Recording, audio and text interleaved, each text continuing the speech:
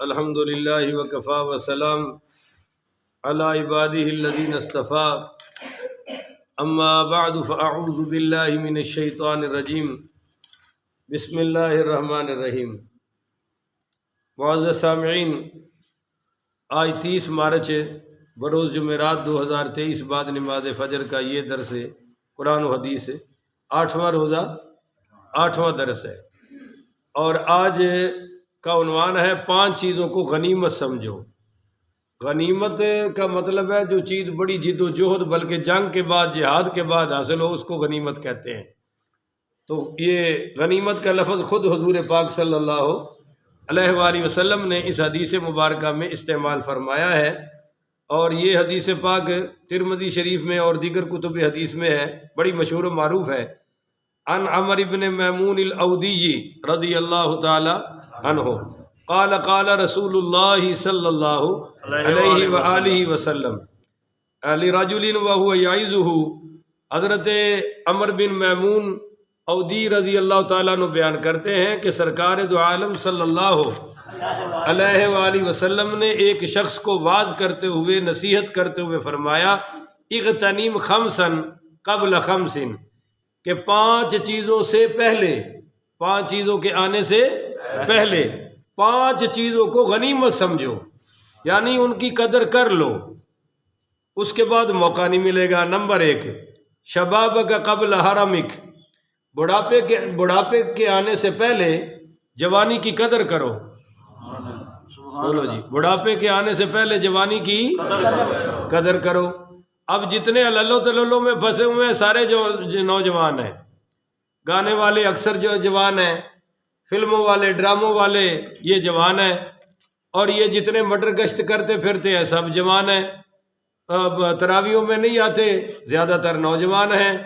آج کل نمازیں آج کل بھی نہیں نصیب ہو رہی۔ اللہ کا ایسا غضب ہے، اور اللہ کے ایسے غضب کا شکار ہے بیچارے، کہ آج کل اس مہینے میں جس کو مسجد میں آنا نصیب نہیں ہو رہا، اور کون سا مہینہ ہے؟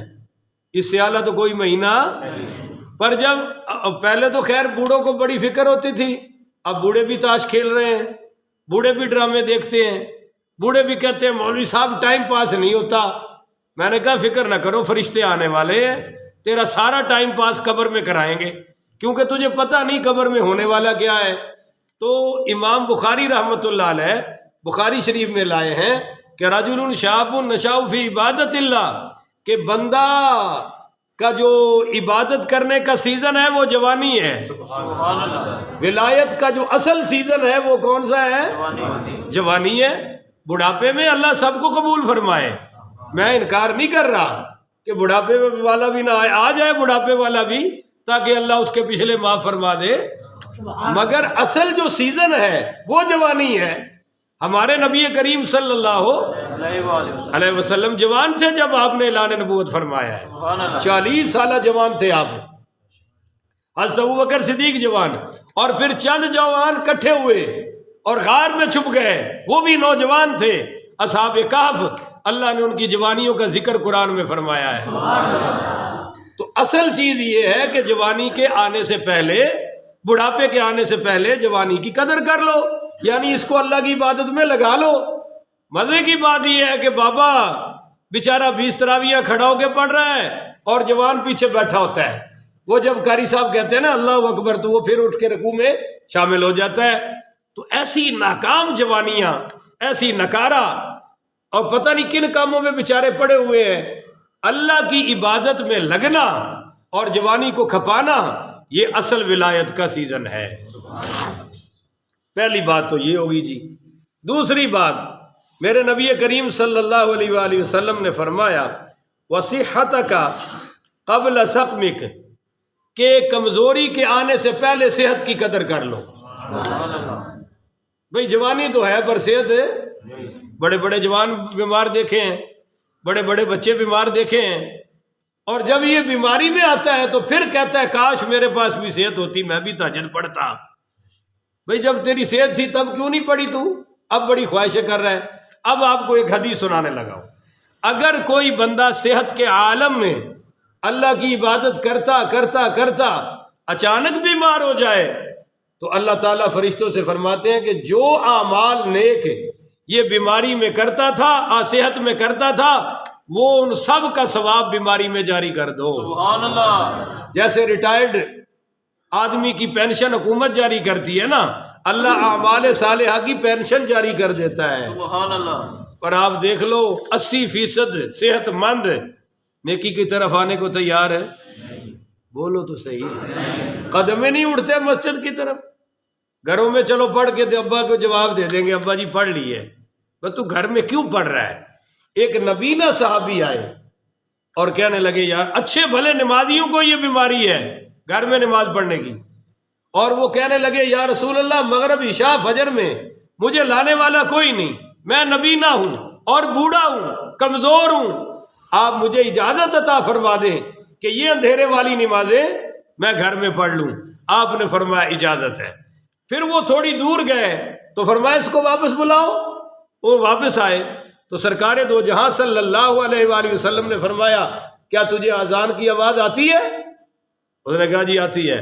فرمایا تیرے لیے گھر میں پڑھنے کی کوئی اجازت نہیں ہے، کوئی تیرے لیے اجازت نہیں ہے گھر میں پڑھنے کی، اور تو ایسا کر اپنے گھر سے رسی باندھ لے اور مسجد تک باندھ دے، اس کو پکڑ کے آیا کر، پر نماز با جماعت پڑھا کر۔ عبداللہ ابن مسعود رضی اللہ تعالیٰ عنہ فرماتے ہیں ہمارے دور میں سارے ہی جماعت کے ساتھ نماز پڑھتے تھے، او مریض، یا تو کوئی مریض رہ جاتا تھا، یا او منافق الا قد علم نفاقہ، یا وہ منافق ہوتا تھا جس کی منافقت کا پردہ چاک ہو چکا ہوتا ہے، وہ پھر نماز نہیں پڑھتا تھا۔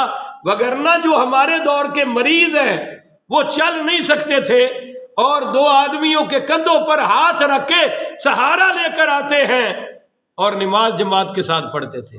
سبحان اللہ۔ گھر میں تو مریض بھی نہیں پڑھتا تھا، اب ہٹے کٹے صحت مند گھروں میں 2 رکعتیں پڑھ کے سو جاتے ہیں، چلو جی نماز پڑھ لی۔ وَرْكَعُوا مَعَ الرَّاكِعِينَ، رکوع کرو رکوع کرنے والوں کے ساتھ، یہ جماعت ہے۔ خیر جی، صحت کی قدر کر لو بھائی، بیماری کے آنے سے بیماری میں ترسو گے، کچھ کر نہیں سکو گے جی۔ اللہ اکبر کبیرہ۔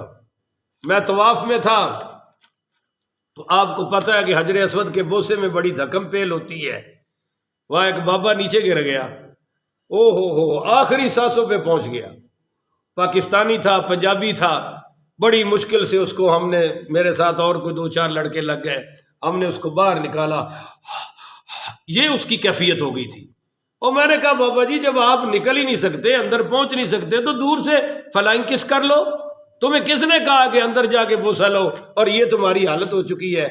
کہنے لگا بیٹا میں نے اپنے بچوں سے کہا تھا تم عمرے پر چلے جاؤ، انہوں نے کہا ابا جی دکان چھوڑ کے جائیں گے تو نقصان بڑا ہوگا۔ میرا شہر آبائی شہر چشتیاں ہے، وہاں ایک بہت ڈاکٹر صاحب ہے، روزانہ کی سیل کم از کم 3 لاکھ سے اوپر ہوگی۔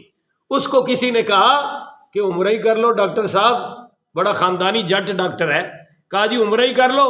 کہنے لگا جڑے روزانہ دے 3-4 لاکھ نے تیرا پیو دے گا۔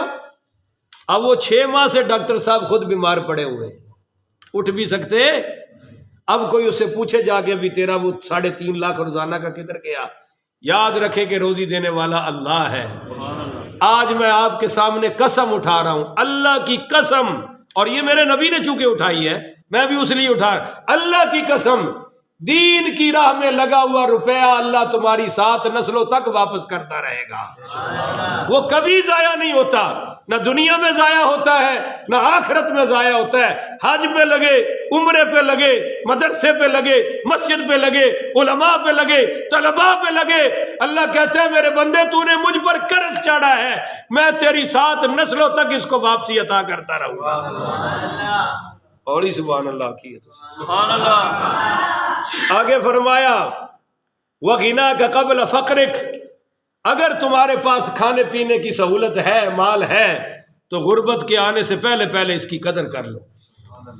بندہ مرتا تب ہے جب پیسے کو اپنا سمجھتا ہے۔ کوئی گل سمجھ آ رہی ہے؟ کوئی نہیں ہے؟ جب بندہ اپنا سمجھتا ہے نا میرا کمال ہے۔ میں مثال دیتا ہوں کہ اگر ہمارے کسی دوست کا برفی سے کاروبار چلا ہے تو برفی دیا اور دکانہ کوئی نہیں، اور بول دے نہیں ہو، تو اللہ سمجھا رہا ہے کہ برفی سے نہیں، میرے فضل و کرم سے چل رہا ہے۔ اگر ایک آدمی کا دودھ سے کاروبار چلا ہے تو کیا دودھ یہ دکانہ اور کوئی نہیں؟ بولو تو صحیح نا یار. تو اللہ کہہ رہا ہے تجھے دودھ سے رزق نہیں مل رہا، میرے فضل و کرم سے مل رہا ہے. اگر ایک آدمی کا ہوٹل سے کاروبار چلا ہے تو دنیا میں ہوٹل تھوڑے ہیں، گلی گلی بھرے پڑے ہیں، پر ایک ہوٹل والا جو چڑھا اور اوپر چلا گیا تو اللہ سمجھا رہا ہے کہ یہ تمہیں ہوٹل سے رزق نہیں مل رہا، میرے فضل و کرم سے مل رہا ہے. یہی اللہ نے سمجھایا وَمِمَّا رَزَقْنَاهُمْ. آپ اس کو سارا لے جائیں نا، سنارے پہ لے جائیں، آپ اس کو لے جائیں جناب، کاروبار تجارت کپڑے والا مولوی شیلوی سب ڈال لیں، اللہ کہتا ہے سب کو رزق میں دینے والا ہوں. چنانچہ یہی سورہ بقرہ کے پہلے رکوع میں فرمایا وَمِمَّا رَزَقْنَاهُمْ يُنْفِقُونَ. اے میرے بندے مال خرچ کر اس میں سے جو ہم نے تمہیں دیا ہے. یعنی مال بھی تو تیرا میرا اور تو بھی، یہ جو مال ہے نا یہ بھی میرا ہے، اور اے میرے بندے تو بھی. مگر اچانک ایکسیڈنٹ ہو جاتا ہے، لاکھوں لگ جاتے ہیں. اچانک کوئی صاحب کو ایسی بیماری پڑتی ہے، کروڑوں خرچ ہو جاتے ہیں، بلکہ ملک میں علاج بھی باہر ملک کے سارے خرچے اس کے پیٹے میں پڑ جاتے ہیں، پھر تو ساری کر لیتے ہیں. اچانک اللہ نہ کرے کسی سے دشمنی پڑ جائے، اللہ سب کو اپنی حفاظت میں رکھے، لاکھوں خرچ ہو جاتے ہیں. تو مال تو خرچ ہونا ہی ہونا ہے. اللہ کہتا ہے میرے راستے میں کر دے، میں ساری مصیبتوں سے تجھے بچا لوں گا. تِلْكَ الْأَيَّامُ نُدَاوِلُهَا بَيْنَ النَّاسِ. میں لوگوں میں دن بدلتا رہتا ہوں. بولو نا جی، لوگوں میں دن ایک سا نہیں رہتا. تجھے مال سے دور رکھ کے غربت میں بھی آزماتا ہوں، اور تجھے مال دے کے بھی آزماتا ہوں کہ تو مال میں کیا کرتا ہے، غربت میں کیا کرتا ہے. دن تو بدلتے ہیں، پر بندے کو اپنی اوقات یاد رکھنی چاہیے.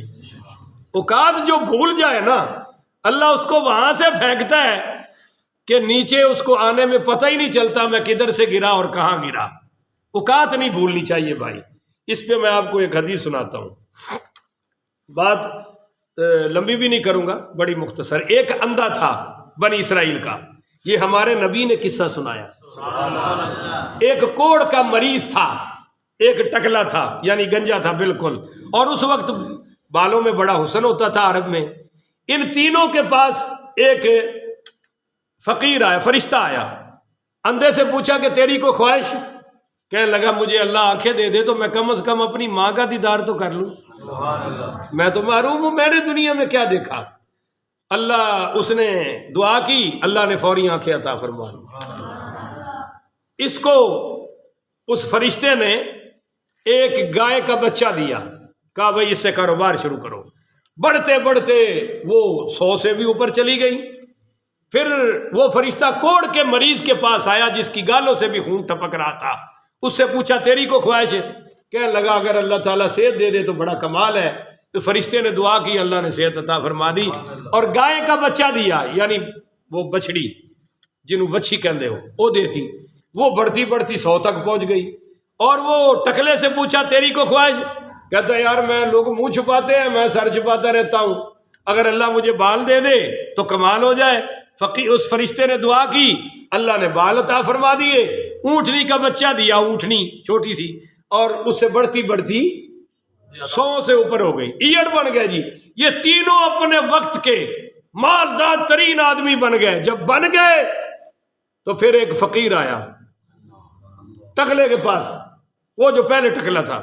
اس سے کہا بھائی اللہ کے نام پہ دے دے، تیری بڑی کرم نوازی ہوگی، میں مسافر ہوں، بہت مشکل میں ہوں، تو یہ تیرے پاس تو بہت مال ہے، کوئی ایک آدھی اونٹنی دے دے.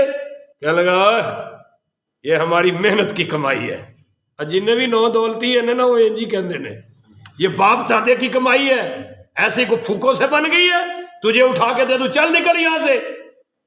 اس نے کہا اچھا بھائی اگر تو پدیشی مالدار ہے نا تو جیسے تو پہلے تھا اللہ تجھے ویسے ہی کر دے. وہ جناب ایسی بیماری آئی سارے ہی مر گئے اور اس کے بال بھی چلے گئے، وہ پہلے جیسا ٹکلا ہو گیا. پھر وہ دوسرے کے پاس گیا جو کوڑ کا مریض تھا. اس سے کہا بھائی تیرے پاس بڑا مال ہے، کچھ مجھے بھی دے دے. وہ کہنے لگا مال ہے تو ایسے ہی آ گیا، محنت کی کمائی ہے، پردادے لکڑ دادے سے شروع ہوئے ہیں اور کرتے کرتے اب میں مالدار ہوں، یہ کو کسی کی دعا اور پھونکوں سے ہوا ہے. اس نے کہا اچھا بھائی جیسا تو پہلے تھا اللہ تجھے ویسا ہی کر دے. اس کی وہ ساری گائیں شائیں جناب مر گئی اور یہ اس کا کوڑ کا مرض دوبارہ پھوٹ پڑا جیسا تھا.